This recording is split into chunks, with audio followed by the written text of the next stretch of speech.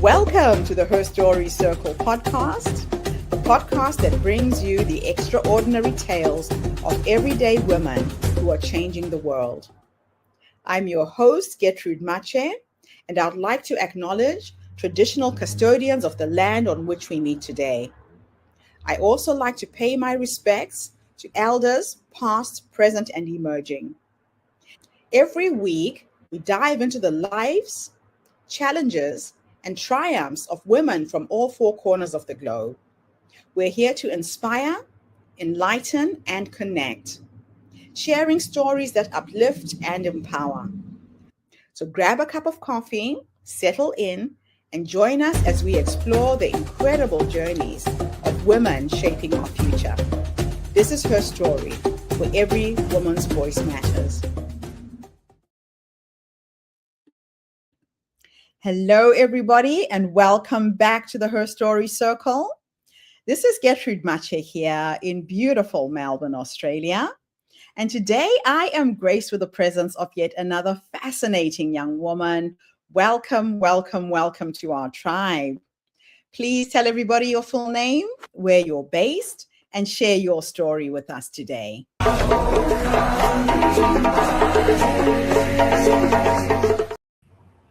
Hello, I'm April Morse. I'm from Lodi, California.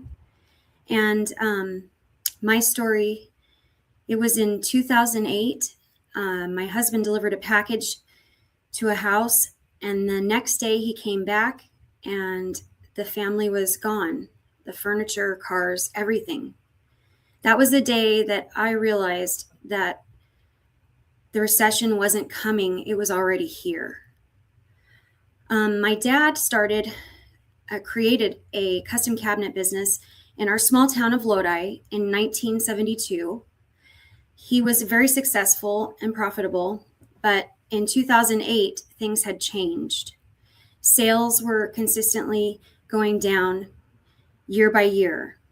And after over 30 years of business, by 2009, we were down a total of 80% in sales. My dad and I had to decide whether our family business would even survive. This was the turning point when we had to make changes. The first tough decision was to have to lay off all of our employees in order to survive. It was a tough decision, but I became my father's partner. We started working together side by side, day by day, praying and asking for guidance with our decisions and for the strength to endure. I was not just working in the office anymore, and it was exciting and I loved to learn. I was going to be working out in the shop. However, realistically, it wasn't always easy. It was actually very challenging, and it was a lesson in never giving up. I worked in the shop. I was cutting, gluing, clamping, building, sanding, finishing, staining, delivering, and installing, all the things. And I was determined to learn every aspect of what it took to run a cabinet shop. I really loved working with my dad. That's the best part of my job. And I knew that he would teach me all the things that I needed to know. And I knew that if he wanted me to take over, and if that was the case, I had to learn everything I could about running this business. So there was a lot of learning going on in those early years. I wanted to be respected as a cabinet maker and as a woman. So no job was too insignificant for me to do. No cabinet was too heavy for me to move. I challenged all the people, the stereotypes people had about me. I might wear a dress on Sunday mornings at church, but during the week I had stain on my clothes and sawdust, and I was dirty and lifting cabinets, but that was me. I found out that jobs were no longer sealed with a handshake, and I had to learn how to make contracts get signatures, make change orders, and everything had to be strategic and thought about ahead of time, and no more promises or take my word for it, which was sad in a way.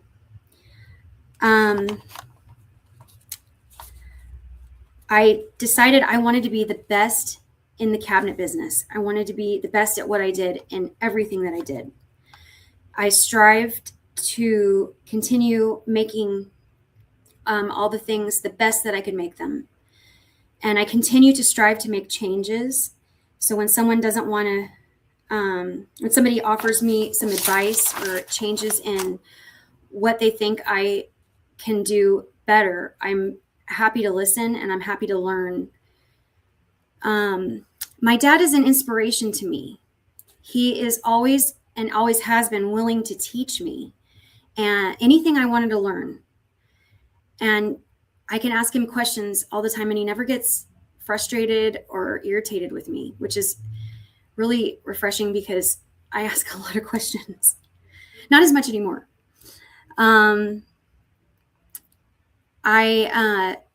After we started working together, we had decided to make sure we pray every day and just ask God for guidance and wisdom.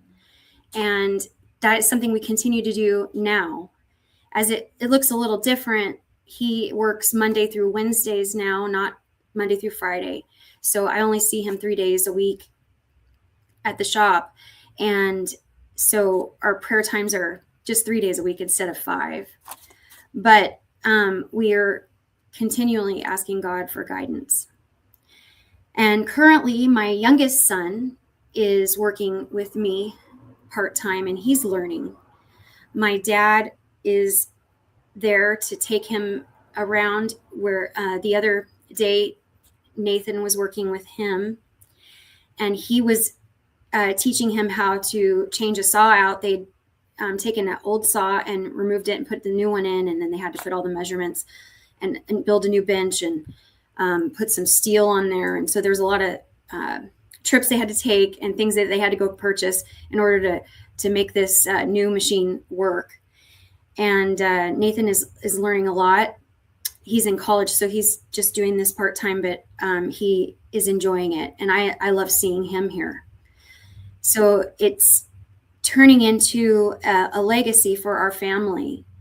And it's very important to me to keep the family business going, but to also keep the values and the integrity going and show people that that you can do this with a little bit of hard work and a little bit of faith.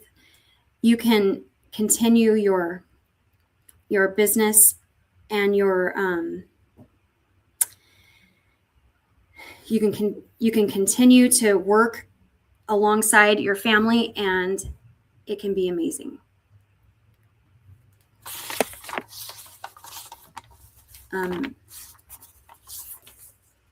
What a fascinating experience you've had, April. It's beautiful to see a father and a daughter build a relationship around business and succeed. I just commend you for taking up the challenge where most women wouldn't even think of venturing in that field. So when did you realize that you might one day take over the business? My dad started telling me that I was going to be taking over the business. And do you have any other siblings? Yes, I have a brother and a sister. And it was kind of interesting. My brother was always just said around the dinner table that my brother would take over. He would be the cabinet maker. So I never, ever thought I would ever do anything like this. It wasn't my thing, but it became my thing. And you embraced it and you've run with it. Yes. Yes. That's just awesome. And so what have been some of the biggest challenges that you've experienced so far? I would say the challenge of I'm always trying to be in control of everything, and I can't be in control of everything. And I'm trying to give it to God, and I always take it back. And so that doesn't help me out at all. And I've realized that I know that I need to trust him, but that's something I think I'm going to learn my entire life. So that's tough for me. So there's a lot of anxiety with that. There's a lot of frustration with that. There's a lot of heartache with that. But it's a good learning experience for me. Definitely. So let's talk about your leadership journey. The 2008 recession was a pivotal point for many businesses. What did it feel like to watch your community change overnight? It was strange because my boys were really little at the time. So it was, I'm trying to raise two little boys, and I've got a husband that works for UPS and he works long hours. So my job is very flexible, and working with my dad. So I was able to pick them up if I needed to. I could go on their field trips. And when that happened, especially when he came home that one day and he was like, I just went to this house and I was there the day before delivering something and they weren't there. Everything was gone. And it had happened again and again. And it was like, you just saw, and then you saw on the news, and then I saw that our area specifically was called ground zero for the recession, where the most people were losing their homes.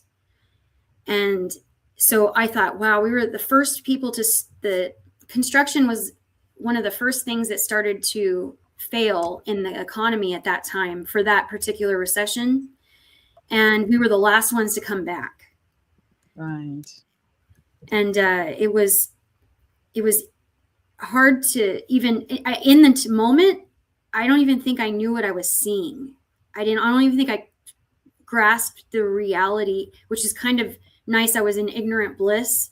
Like, yes. I'm going to make it, because it was scary thinking about it now, and all the things that were going on, and all the people that were, just having to move out of their houses because they couldn't afford them anymore. Yeah. And people were just trying to stay in their houses. They didn't need cabinets. They couldn't afford cabinets, and they just needed to be able to afford to stay in their home. So that was interesting. Quite an eye-opener. And so you obviously, as a family, needed to be more creative and to pivot. You moved from an office job to working in the workshop during that time. What did that experience teach you about leadership? It taught me that no job is too small, that I'm not too proud to do anything. When my dad kept mentioning that I was going to take over, and I was, cleaning out the vacuum bags of sawdust and doing those things, I started to think, okay, this is preparing me for when it does get busy and I do hire people. I'm not going to have time to do these things, and I'll have to have someone I'll teach how to do it, or I'm going to have to tell them, this is how you do it. And I will be able to gain respect from that because I've done it myself. And I definitely wanted the respect from others, because I didn't want to be the boss that just only worked in the office and didn't know how to do all those things and asked you to do them, and I never had done them. That's so crazy. Now, what challenges did you face as a young woman entering a male-dominated trade? I've had challenges with stereotypes, particularly. You don't see women in the trades. Now, I do see it now, like on Instagram. It's far away. It's not around me. But, online you can see it, and you can see a lot of people, and it feels like, oh, there's a lot. I see them all the time. I'm like, oh, there's another woman. She carves spoons, super cool. But like in my area and the area, even of the whole of California, that I don't know how many cabinet making women there are. There's few. So the challenge, I think, is to is to, when the man comes in and if he's a little bit skeptical, if like, do you really know what you're talking about? I have to prove myself every time. So I kind of feel like I get tested a little bit every time. And that's challenging. Yeah, that is crazy. So what was the hardest decision that you had to make during the recession? Whether to stay in business or not. I remember asking my dad, hey, do we just close? Is this it? And he said, April, we have, these jobs right now. And he was pointing out the names, these jobs we have to do. And God keeps bringing in the work. So I believe that we need to stay. And I said, okay, I'm with you. We'll do this. I'll do this with you. So I just, he had said, he had the faith, and I took it with him, and I said, I will do what needs to be done. I'm with you. And so I decided then I was going to stand by him and be with him. I love it. It sounds to me like the two of you are very close because of that experience too. Yes. Yeah. So how did the crisis reshape the way that the way that you think about running a business? You know what? At one time we had 20 to 25 employees. So it shaped the way I thought about how we did business before. We needed those employees then, but now I think about it and I'm like, well, if I had that much work, is there a leaner way we could do it? Is there a way we can swell the walls of the building, have more, instead of renting buildings like we rented buildings across the street for more room, is there a way you can have different shifts? So then you don't have to rent another building. Yes. So things like that is what it made me think of. What did this experience teach you about resilience? Resilience is hard. And I believe it takes a lot of faith and, but I feel like I got my resilience from Jesus, and that's who gave me my strength, because I would be on my knees praying, and still do, and asking for help. And that's okay. That's what he's there for. And he's there to help me. He wants me to give him my burdens, which is just amazing to me. So I can do that, and I can ask him for help, and that's the way I get filled up again, and I'm able to go out there, and I can work again today. I can get through this. I can go another day, and you just take it day by day, minute by minute. Sometimes when it's really hard, and yeah. Wow. Now, you mentioned the shift from the handshake deals to contracts. What does that say about business culture, about how business culture has changed?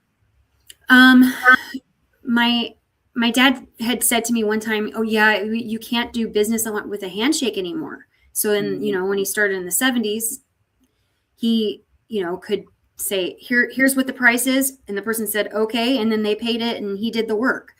There wasn't any signing, and different personalities you meet. I don't know what the changes are in the dynamics of how people are brought up. Their value system is different. So most of the time, though, I would say 80% of the people are trustworthy, and you can do work through a handshake. I still believe in people, but there's those few that you have to do these contracts and these have them sign something, and in order to not be taken advantage of, and to not be someone to just not pay you. And those are protections for you as a business. And I've had to learn that that's something I have to do. I don't like asking people to sign stuff. I still don't like it. It's not my way. And I understand that it's the new way, and that's the way people do business now, and I have to do that. But I don't think I have to like it. Yeah, that's true. It's just something that has to be done, right? Yes. I don't So think I'll how ever like it.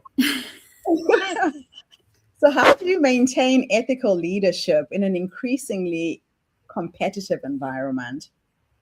I want to be the best. I want to be the best at my craft.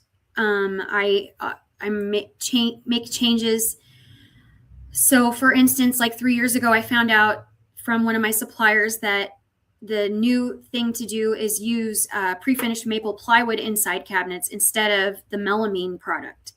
And Right. before that, uh, when my dad was in business starting, they had used plywood, just raw Okay. plywood for the interiors. And then they came out with this material called maple melamine, and that was like significantly better. So it was like a step up.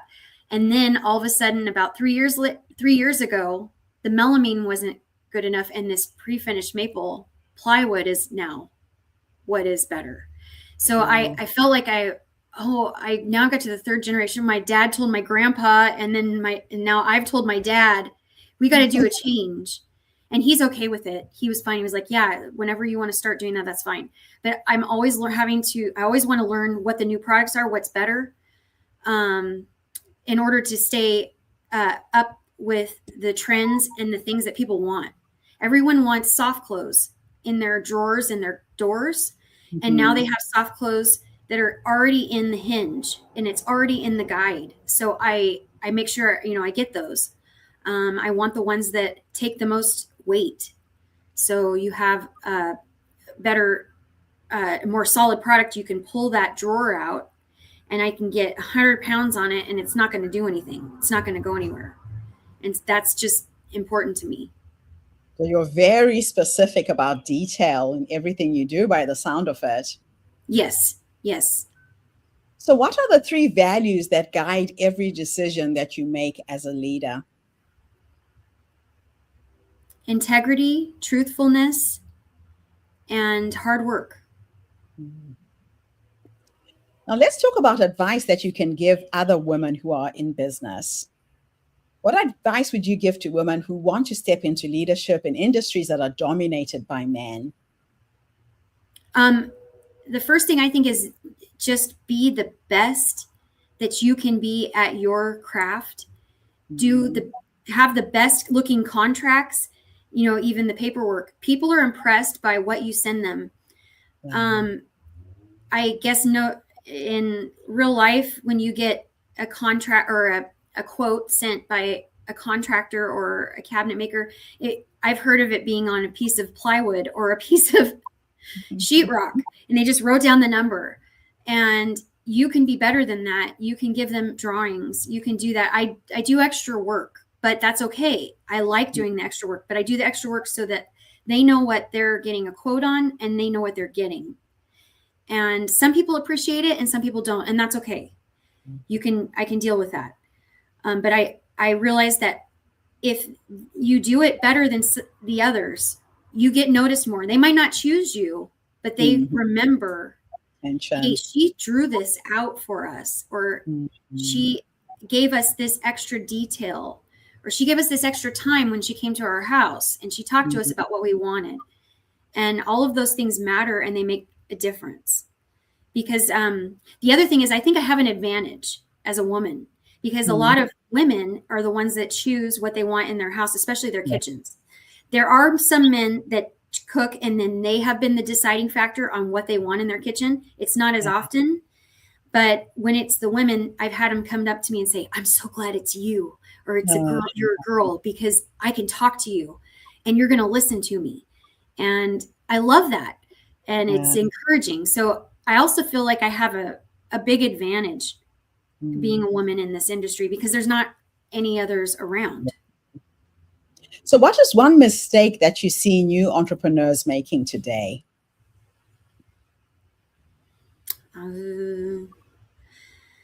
Maybe planning or not planning before they go ahead and get a building, or like right now, a lot of things you can do are online and you don't have to have a building. I particularly need a building because I need some place to build my cabinets. Yes. But Like people used to have showrooms. I don't necessarily have a showroom anymore. I have a building where I build the cabinets, but I use my what I'm building now and the stages it's in to show people this is how it's built. This is the materials I use. Here's the hardware I have. So those things are helpful, I believe, to them. Yeah. And I can show them that way. So spending too much money in the beginning on things that you might not need right away, and you don't know exactly with the research how it's going to impact, like how many people are actually going to come in, because people look at websites first. People look at online presence first. They look at all these things on your phone first. Okay. So when people look back at your career, what do you hope they'll say about the way that you led your business? I hope they say that I was honest and that I led with integrity and that I did the best job that I could do, that I always had the best intentions. That's what I hope. That's really nice. Now, I want to end with a question that's going to take you back into the past. So it's a bit of a thought experiment. If I could teleport you back to the beginning of this journey and you could have a conversation with the younger you, the young woman who went into the world of business, was supporting her dad, if you could go back and give her 3 nuggets of wisdom based on what life has taught you up until this point, what would those 3 nuggets of wisdom be? Don't worry so much. That's number 1. Wow. Enjoy the struggles. Try to enjoy the struggles and take joy in them, because they're going to teach you a lot. And have fun while you're learning. There's a lot of frustration in learning, especially when I was in the finish shop, learning finishing, and to enjoy it. Don't get frustrated so easily. So it's really about enjoying the ride every step of the way, right? Yes. It's easy to get caught up in detail to a point where work becomes hard. And how can people find you guys? What's the best way for people to reach out to you? They can DM us on Facebook or on Instagram. It's a Weber Company on Facebook, and I believe the handle is Weber Custom Cabinets on Instagram. And our website, you can get to our website at weber-co.com, and then from there you can find out what our process is, and you can also get to the Instagram and Facebook from there as well. Fantastic. Well, I've got your website scrolling at the bottom of the screen. So if anybody wants to reach out, have a woman help design your kitchen, work on your cupboards, this is a very unique opportunity. And are you servicing people all over the country or a specific location? Specifically, I am about with a 100-mile radius here. But during that recession era, we started making cutting boards. And I've shipped them all over the world. And we were doing those for a while. I still do them, but I don't do them as much because cabinets came back. Okay. So I have a lot of cabinets to build. You had to pivot and find another product during COVID. Yes. That's interesting. Yes. And this is what comes out of tragedy sometimes, right? We're forced to be creative about business. Yes. Now, is there anything else I should have asked you and I didn't? Parting thoughts from you. I don't think so. So I did a thorough job, I think right? you did a thorough job. I love it. Well, thank you so much, April, for coming online and sharing your amazing story. I'm pretty sure your dad will be very, very proud of what you've done and what you're doing for the business and carrying on his legacy. It's beautiful when a father can see how he has empowered his daughter to step into this leadership space the way that he has. Yes, I'm very grateful for that. Wonderful. And thank you to everybody who tuned in today. The Her Story Circle is not just a podcast. We're a social impact movement that brings you the stories and voices of women from all over the world.